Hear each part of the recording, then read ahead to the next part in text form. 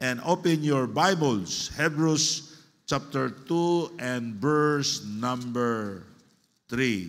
Hebrews chapter 2 and verse number 3. Magdala ko sa mensahe, the consequences of rejecting God.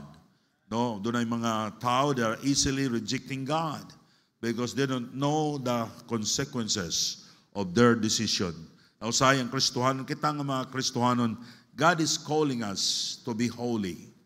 Ano, atong usahay i-reject ang tawag sa Ginoo sa atong kinabuhi, not knowing unsa ka ngilngig, unsa ka pait ang consequences sa dihang dumilian nimo ang tawag sa Ginoo.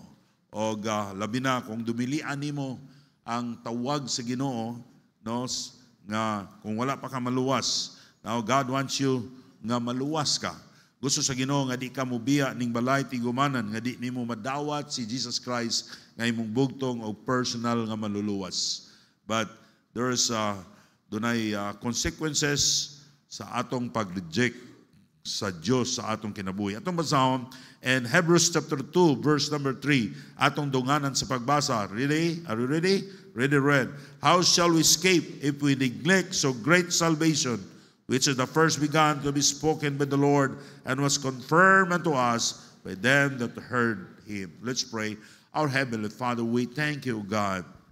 Nagtak na sa buntagon Ginoo. Thank you, Lord, for every one of us. Thank you, Lord, sa mga Kristohanon. They came to worship you. Lord, help them, Lord, to acknowledge, O God.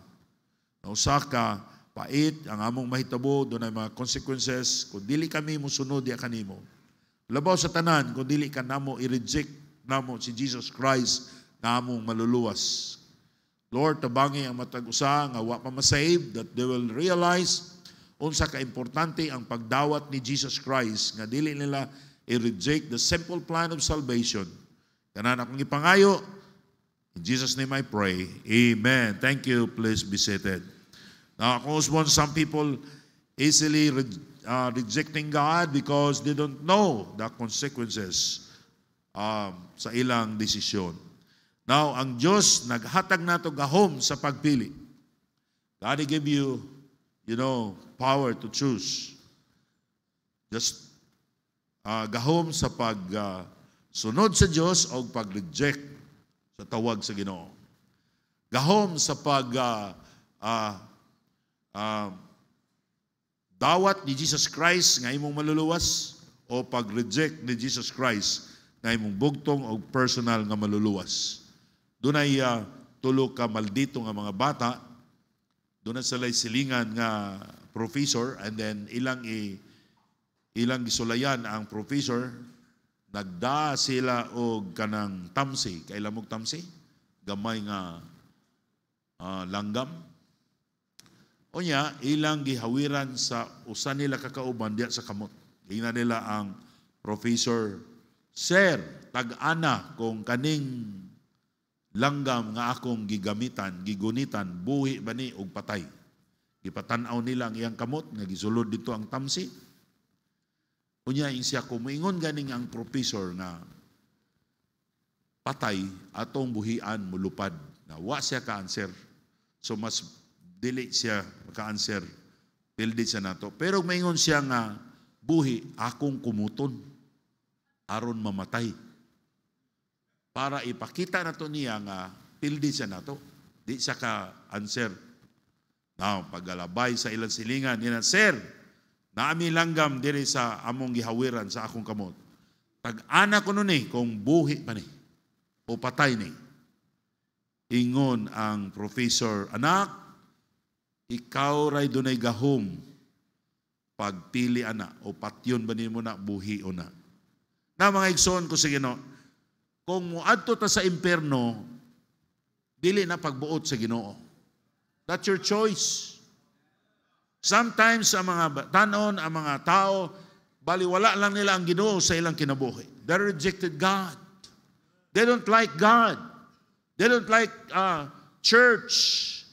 They don't like the Bible.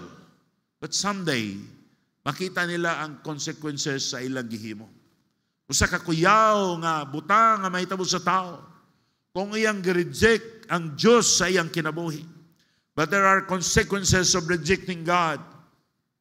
Dunay dako nga kasakit nga mahitabo kanimo kung imong i-reject si Jesus Christ, nga dili mo siya dawaton o tuhuan, nga imong bugtong o personal nga maluluwas. Number 1, the biblical warning about hell.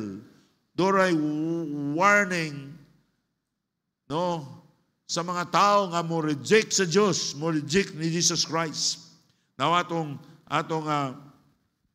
basahon in Revelation chapter 21 verse 8, but the fearful and unbelieving and the abominable and murderers and warmongers and sorcerers and idolaters and all liars shall have their part of the lake which burneth with fire and brimstone, which is the second death. The consequences of rejecting God is hell, the lake of fire. And you imagine, when time will come na ang tao sigig yung ang Ginoo na gihimo niya ang tanan aron ang tao maghinulso sa iyang mga sala, aron mobiya sa iyang sala o iyang dawaton si Jesus Christ nga iyang maluluwas. Pero ang tao nagpabilin sila. Nagpabilin sila sa ilang hunahuna sa pag-reject sa Ginoo. Nagpabilin sila, nagpuyo diya sa sala. Kung ang makasasala, dili siya maghinulsol sa iyang mga sala, o dili niya dawaton si Jesus Christ nga iyang maluluwas, ang iyang kalag itambog sa linaw nga kalayo. And they will suffer in hell forever. Hell is a place of suffering, a place of torment. Mas maayo pa nga wa matao kaniining kalibutana kung mamatay ka na wala kay Kristo sa imong kinabuhi. Kaya kung wala kay Kristo sa imong kinabuhi, itambog ka sa linaw nga kalayo og mag-antos ka dito sa walay katapusan. Hell is real. Bisan pa ang mga tao mingon sila, no, there's no hell. Bisan pa ang tanang tao mingon sila, there's no hell. Pero ang imperno magpabilin, because that's the truth. Jesus Christ taught more about hell. Si Jesus Christ nagtudlo siya sa makadaghan sa about sa imperno kaysa langit. Jesus Christ died on the cross aron iyang mabayran ang atong mga sala, ang imong mga sala, kung imong dawaton og saligan si Jesus Christ nga imong bugtong og personal nga maluluwas. Pero daghan sa mga tao ilang gideny si Jesus Christ. They don't believe that si Jesus Christ mo'y ilang manluluwas. Jesus Christ said, I am the way, the truth, and the life. No man cometh unto the Father but by me. Maigsoon ko sa Ginoo atong isigilon ang maayong balita. Kay mao ni paglaom sa mga tao aron sila dili pagahukman sa ilang sala, aron dili sila ang ilang kalag dili itambog dito sa linaw nga kalayo. Ang kaluwasan, it is a gift of God. Imong madawat by faith on the Lord Jesus Christ, and that's the gospel. Kung dili nimo tinud-anay nga gipangayo o gipangayo ag pasaylo ang imong mga sala, nga kinasingkasing o imong gidawat si Kristo nga imong personal nga maluluwas, your name is not written in the book of life. Ang pagdawat sa Ginoo, kas-ara nimo dawaton, pero kung maniguro ka, basig nagunahuna ka, pastor, muragwa pa man siguro kung maluwas. Wa ko'y conviction kung makasala ko, makakuyawan lang ko, basig mahibawan ko, nagpasabot na wala pag yung kamahimong anak sa Diyos. Walay makaadto sa langit nga dili mahimong nga dili anak sa Diyos. Mahimo lamang kang anak sa Diyos kung imong dawaton o imong tuhuan si Jesus Christ nga imong bugtong og personal nga maluluwas. Religion cannot save you. Even Baptists cannot save you. Your good works cannot save you. But only the Lord Jesus Christ. Pero human ka ma-save, human nimo gidawat si Jesus Christ, human ka na himong anak sa Diyos. Makita ang imong maayong binuhatan. Kay usa ka na kapruwiba na ikaw tinuod na nga anak sa Diyos. Kung makita ang imong mga maayong binuhatan. Now atong basahon in Revelation chapter 20, unahon tanig basa. Revelation chapter 20 verse number 15. Nga kung ang imong ngalan wala sa basahon sa kinabuhi dito sa langit, nagpasabot na nga wa ka maluwas. Mag-antos ka sa kalayo sa walay katapusan. In Revelation chapter 20 verse 15, and whosoever was not found written in the book of life was cast into the lake of fire. Isa pastor, usaon man ako, nga akong ngalan masulat sa libro sa kinabuhi, dawata si Jesus Christ nga imong maluluwas. Pasudla siya sa imong kinabuhi. Now, I do believe not all Baptists are saved. Bisang pag nagpabotismo na kanining simbahan, pero wala nimo tinudanay nga ginawat, gisaligan nimo si Jesus Christ nga imong maluluwas. Usa ka kuyaw kayo. Kung imong kinabuhi karon walay kausaban, wala kay kahadlok sa paghimo og dautan, maybe you are not saved.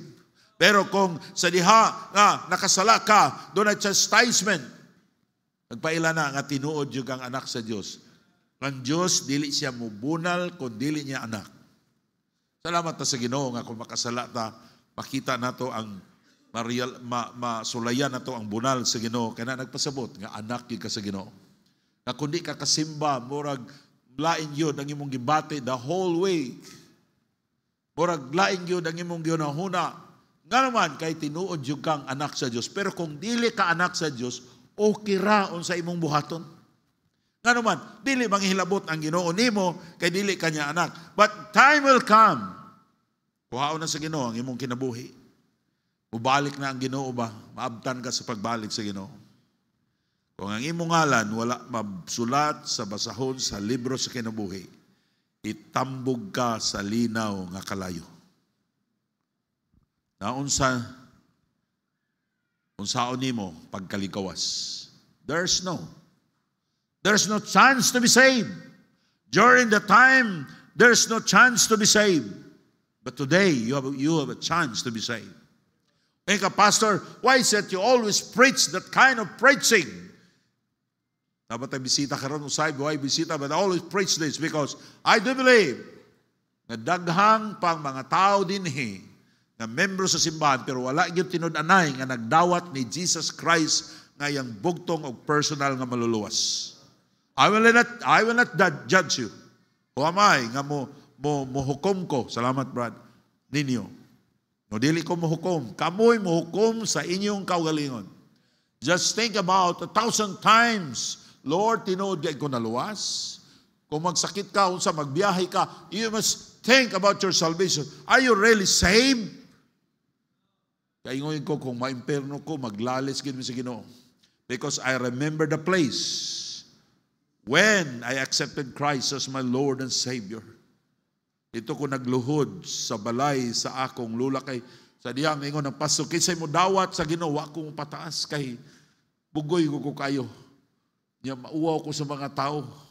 Apo ning bata nga kawatan, dawat-dawat sa Ginoo.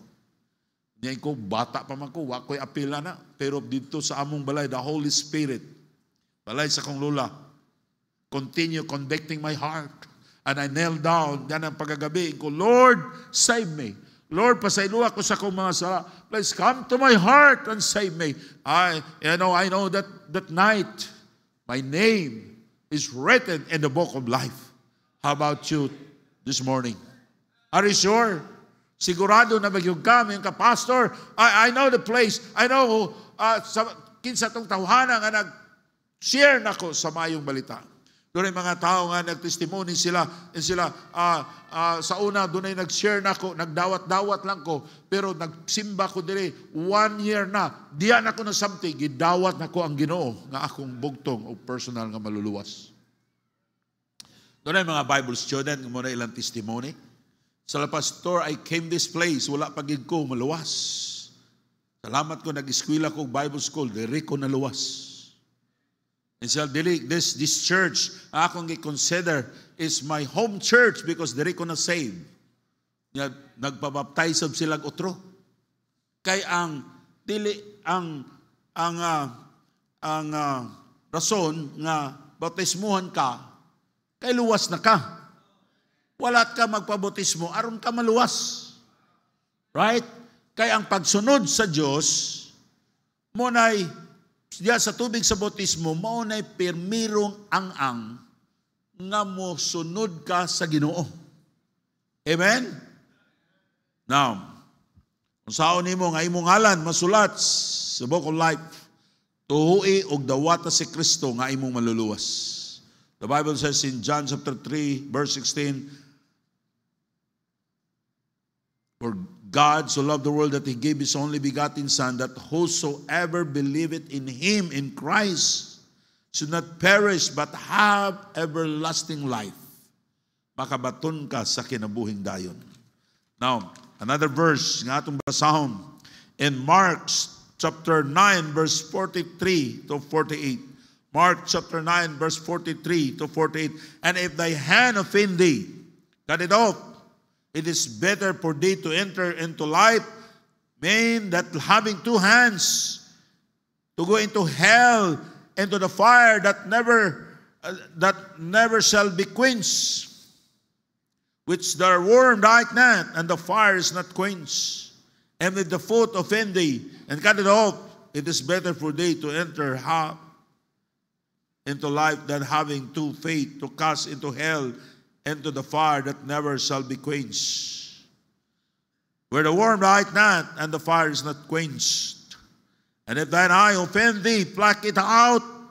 It is better for thee to enter into the kingdom of God in one eye than having two eyes to be cast into the fire. Where the worm dieth not, is the fire is not quenched. Now the Lord Jesus Christ iyang gi-explain unsa kakuyaw sa imperno kung muadto ta dito. Ang imperno usa ka lugar sa kasakit. Ang imperno usa ka kalayo nga dili mapalong. Maigsoon ko sa Ginoo, kung walay imperno, dili si Jesus Christ dili siya magsakripisyo dito sa cross. Hell is real, and bisan pa ang mga tao will deny about hell. Hell is remain hell. And one day, if you don't have Christ in your heart, itambog ang imong kalag dito sa imperno. Ug mag-antos ka dito sa walay katapusan. Baby ka, Pastor, thank God that I'm saved. I know my name is written in the book of life, but how about your loved ones? How about your parents? Ang imong mga relatives, imong mga kahigalaan, o ang mga tao sa tibuok kalibutan. You must tell them about the Lord Jesus Christ, and maigsoon ko sa Ginoo nang magsuporta sa atong mga missionaries because they are preaching the gospel into the whole world. Now, number 2, the final judgment. Dunay judgment of God sa wala mudawat kaniya. Hell is the final judgment of God. Now, if your soul will go to hell, it will stay there forever. Ug wala na gyud lain pa nga hukom. This is the final judgment sa imong kinabuhi. And they will never change. Dili na ni mausab pa nga judgment. This is final. In Revelation chapter 20 verse 11 to 14.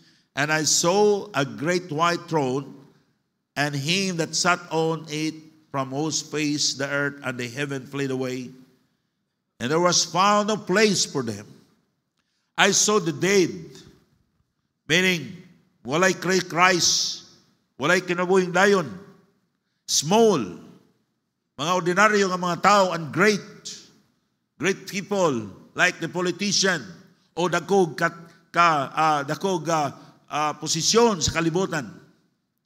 They stand before God, and the books were open. Another book was open, which is the book of life. And the dead were judged out of the things which were written in the books according to their works. And the sea gave us the dead which were in it, and death and hell delivered up the dead which were in them.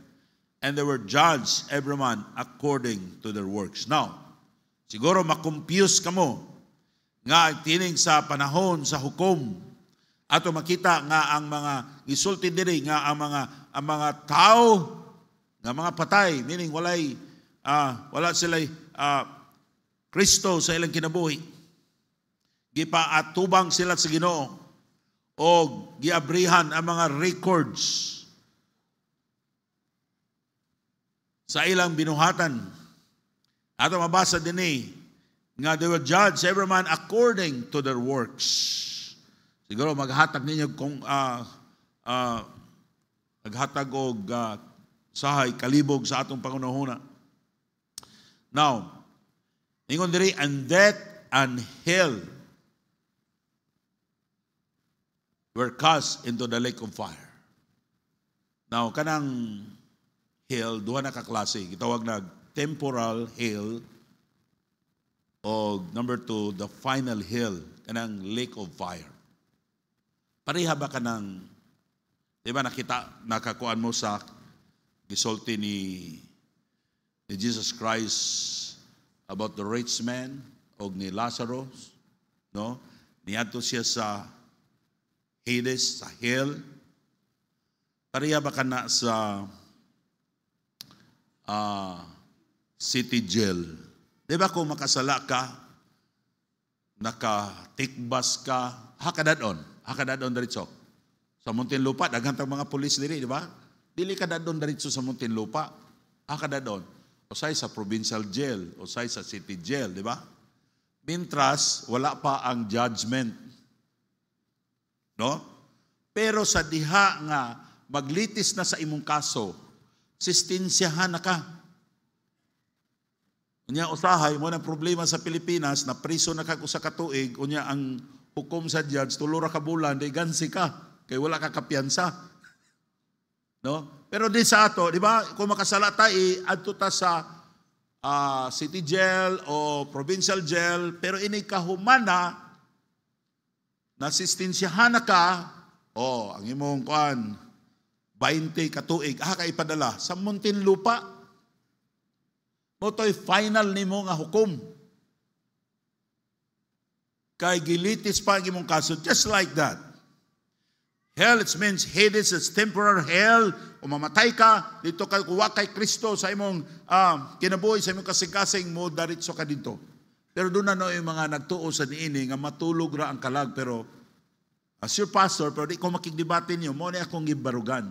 When you died without Christ, ining mata mo, dito ka sa temporary hell. But, during sa white throne judgment, atubangon ang tanang tao. Unya, muna atong mabasa din and death and hell, meaning Hades, meaning temporal hell, they were cast into the lake of fire. That's their final judgment sa usa ka tawo. Pastor, ngano man pastor? Ngano man nga hukman man ang binuhatan nga impierno man na sila. That's a good question, right? Ngano man nga impierno na sila, unya hukman pag ilang binuhatan nga impierno naman na sila. We believe, may ison ko sino, nga ang Diyos matarong siya. Ang yang hukom precise yun, matarong ang Ginoo. God is just. Doon ay mga tao nga mga buutan sila, pero wala sila maluwas. Nga naman, they don't accept that Christ is their Savior. Alang tuhuan nga makaluwas nila ang ilang maayong binuhatan. Ang ilang reliyon. Mabito na sa Bible sa Matthew chapter 7 verse 21 to 23. Ipakita ganing. Tanawa ni mga tawhana. Nangalagad sila sa Ginoo. Pero was sila maluwas. Not everyone that saith unto me, Lord, Lord, shall enter into the kingdom of heaven, but he that doeth the will of the Father which in heaven. We know what is he that doeth the Father which in heaven. Ang paagi sa kaluwasan nga gisulti sa amahan. Ang kinsa-kinsa nga makita sa anak, makabaton sa kinabuhing dayon. Now, verse 22. Many will say to me in that day, Lord, Lord, have we not prophesied in the name, and in the name have cast out devils, and in the name done many wonderful works? Then I will profess unto them, I never knew you. Depart from me, that you that work iniquity. Kining mga tawhana, they're religious people. Mga buotan ni mga tao, nagtawag sa ngalan sa Ginoo.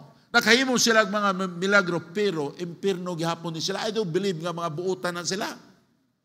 Ang problema lang, kay dili kabubuton samahan ang ilang gituhuan nga paagi sa kaluwasan.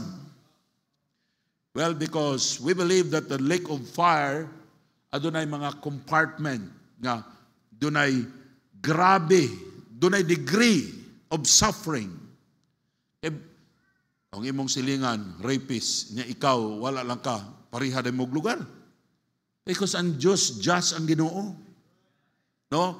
Galing gimension ni Jesus Christ, ngingon niya, kamong mga pare, makatagamtam kamo sa mga grabe na kasakitan. Tungod kay ilang, doon sila gibuhat nga dili maayo ilang giilad ang mga tao in the New Testament. Ano makita, ang gisulti na ni Jesus Christ. Okay? So, we believe that there is degree in suffering in the lake of fire. Doon may mga tao sa impierno nga buutan nga tao apan ilang gisalikway si Jesus Christ nga ilang maluluwas. In Hebrews chapter 2 verse 3, how shall we escape if we neglect so great salvation, which the first begun is spoken by the Lord and was confirmed unto us by them that heard Him. Ang lake of fire o sa kahukom sa Diyos nga taong misalikway kaniya. It is a final judgment. So ang atong buhaton karon, atong siguruhon ang atong kaluwasan. Umingon ka, Pastor, I know I'm saved. Pastor, nadumduman ako, ahan ako gidawat si Jesus Christ. Kinsay nagsulti na ako. But how about your loved ones? How about your friends o mga tao gusto sa Diyos nga ato silang tabangan, ato silang i-pray. Dapat mo investa sa atong treasure. Hining mga tawhana makabaton sa kinabuhing dayon. Because that's the reason why the Lord Jesus Christ, He died on the cross. Aron iyang madala ang mga tao ngadto sa langit, aron dili sila moadto sa maong lugar nga grabe kapait nga maong lugar nga mao ang lake of fire. Aban kung moadto ka sa impierno, dili na sala sa Ginoo. That's your fault. Imo nang pagpili. Now, last, the hope of salvation. Doon na tayo paglaom diha ni Kristo. Ang tao walay paglaom nga maluwas pinaagi sa imong paghimog maayo. But in Christ, you have hope. Ang tao walay paglaom nga maluwas pinaagi sa iyang reliyon, pinaagi sa iyang mayong binuhatan. Because the Bible says in Romans 3:10, it is written, there is none righteous, no not one. In Romans 3:23, for all have sinned and come short of the glory of God. The Bible says, all of us, we are not righteous in the sight of God. Apan doon ay gasa ang Diyos, kinabuhing dayon nga nakang Kristo. In Romans 6:23, for the wages of sin is death. Ang suhol sa sala, ang bayad sa sala, kamatayon. Ang ikaduhang kamatayon mo ang impierno. But the gift of God is eternal life through Jesus Christ our Lord. Apan ang Diyos, naghatag siya gasa sa matao sa katao. Pero usay ang atong unahuna sa Diyos, o kira akong iniglek ang Ginoo sa akong kinabuhi. O kira akong dumilian ang Ginoo sa akong kinabuhi. You are wrong. You are not okay. Someday, muatubang ka sa Ginoo. If you don't have Christ in your heart, itambog ka sa linaw nga kalayo. It's your final judgment. Thank God nga buhi pa ta. Amen? Kaya kung wa ta maluwas, doon na may pag-asa nga maluwas ta. Kung atong tuhuan, ibutang atong pagsalig diha ni Jesus Christ. Kung naluwas ta, maggamit pa ta sa Ginoo. Mga Kristohanon pamina mo, all our money aton imbiyaan kung mamatay na ta. Ang mga batanon siguro ilang unahuna, dugay pa kung mamatay. Pero ang mga tigulang, we know the brevity of life. The life is very brief. Gamay ra, short ra kaayo. Ang ako mga unahuna, murag bag-o pa ko nag-20, di ko katuo nga sa isinta na ko eh. No, si Pastor Henry siguro yung pura pa maghahapon pa na bata, no? Life is brief. Life is very short. Unya, grabe ni mong paningkamot og trabaho, grabe ni mong paningkamot og tigom, di na ganing ka mo palit og sunan, kay gusto ka mo dako ang imong kwarta. Hey, remember this, life is very short. Tanan na itong kwarta, tanan na itong bahandi, tanan na itong, biyaan na itong tanan. Ang magpabilin, every works nga imong gihimo para sa Ginoo. Ang magpabilin nga imong madala, mga kalag nga imong nasuginlan sa mayong balita. Mga kalag nga imong natabangan sa imong kwarta nga naluwas sila because you are supporting our missionaries. That's the most important things. Usahay, magunahuna na ako, I'm 61. I don't know kung maabot ba kong 70. Blessing na kung maabot kong 70. Kung maabot kong 70, blessing na kayo. Maabot kong 80. Pero di na sa ko gusto mo abot kog 100. Unsa na nang abot kog 100, unya maglakaw ka, murag duko na kay ka ba? Unya talagsa na lang ka mamilok. Ko kana gusto ko mamatay ka ng sakto ra pud. Kamong sugot mong edad mong 200. Nga mura na mo og kanang coat nga karaan kayo nga ibitay na lang sa inyong mga anak dito sa Daplin, mag-aana na lang ka. Mga igsoon ko sa Ginoo, we don't know kano sa takwahaon sa Ginoo nga atong kinabuhi. Only God knows. Pero ang importante lang, doon na tayo kinabuhing dayon. Bahala pagpobrita nining kalibutan na basta naluwas ta og nangalagad ta sa Dios. Ang pinakapluoy kayo sa tao, naningkamot ka, unya wa ka maluwas. Grabe ni mong paningkamot og trabaho, daghang kag kwarta, and then you lose everything the time na mamatay ka. And your soul will cast into to hell and in the lake of fire, mag-antos ka dito sa walay katapusan, or you are saved. Natubang na mo sa Ginoo, you have nothing because you are not serving God. Wala ni mo gi-priority ang Diyos sa imong ginabuhi. You know, God is a powerful God. He can bless us also. Kung gamay lang nimong trabaho, basta na ang Diyos, ang Ginoo mag-bless nimo. Christian, ang Diyos mas dako siya ug mahimo kay kanato. Mas dako siya ang iyang trabaho. Kung imo unahon ang Diyos sa imong kinabuhi, ang Diyos mo puli sa imong trabaho. And always remember this, mas dako ang mahimo sa Diyos kay nimo. Usa i-priority ang Diyos sa inyong kinabuhi, labi na sa inyong pagsimba. Now, mga igsoon ko sa Ginoo, sa inyong buhaton, kung wa pa ka masave, dawata si Kristo nga imong maluluwas. In John chapter 1 verse 12, but as many as receive Him, to them He gave the power to become the sons of God, even to them that believe on His name. In Revelation chapter 3 verse 20, behold, I stand at the door and knock. If any man hear my voice and open the door, I will come unto him, and I will sup with him, and he with me. The Lord Jesus Christ is knocking the door of your heart this morning. If you are not saved, God wants you that you will open your hearts. Huwag imong dawaton si Kristo karon na imong maluluwas. Kung doon na tayo mga bisita nga wa pa maluwas o wa pa ka masave, bisang nabautismo na ka, during sa invitation, dawata si Jesus Christ nga imong maluluwas. Kung luwas na ka, Kristohanon, doon na kabay kahangawa sa imong mga minahal sa kinabuhi na maluwas sila. Can you pray to God, Lord, bless me, aron mahimo kong blessing sa uban. O Lord, tabangi ko na mahimo kong faithful na Kristohanon, na mahimo kong kahayag sa akong mga minahal sa kinabuhi. Christian, although you are saved, humani mo gidawat si Jesus Christ na angkon nimong kinabuhing dayon o dili na mawala nimo ang kaluwasan. That's the promise of God. Pero sa diyang makasala ka, bunalan ka sa Ginoo. Pero kung di ka maglakaw diya sa kabubuton sa Ginoo, I'm sure mahimo kang miserable. O gamiton ka sa yawa na daghan nimo mga parente dili mo dawat sa Ginoo kay mapandol sila sa atong kinabuhi. Apan ang usa ka Kristohanon, kung magtarong ta sa atong kinabuhing Kristohanon, I-bless ta sa Ginoo. Mahimotang malipayon, dili ta mahimong miserable. O daghang mga tao maluwas tungod kay nahimutang kahayag ang atong kinabuhi. Manindog ta palihog, let's pray. Our Heavenly Father, we thank you so much, O God, na ikaw, Lord, nagaluwas namo.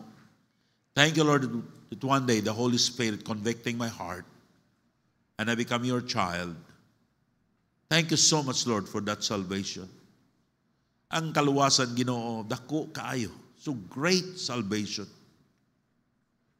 Pero usahay, Lord, among ginahuna nga murag dili ka importante kaluwasan because this is a free gift. Kagikan nimo, imong gihatag kanamo. We don't realize, oh God, that even the whole world, the price of the whole world, dili ni namo mapalit ang kaluwasan bisa pa sa presyo sa tibuok kalibutan.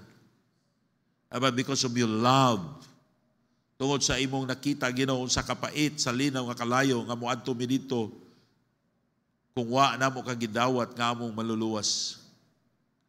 Lord, salamat kayo for dying on the cross, for we receive your gift, the eternal life. The life nga mupuyo mi sa langit sa way katapusan. Mahimuming malipayon dito, kauban nimo. Lord, we are concerned about those people nga wa pa maluwas. Lord, help us, O God, nga mahimo kaming kahayag ngadto sa mga tao. Lord, I pray that the Holy Spirit will convict every heart. Kung doon na pa'y mga tao nga wa pa masave, ikaw magakonbiktar kanila, Ginoo, nga masave sila. And Lord, I pray that you will convict every heart of Christian, Ginoo, nga mga Kristohan nga tinuod na luwas. Kailan kang himuong prioridad sa ilang kinabuhi. Lord, we know you are more powerful. Walay mga butang nga imposible nimo. Dako kang mahimo sa among kinabuhi. Dako kang mahimo sa among negosyo kung amo kang unahon, O God. Lord, help your people, Lord.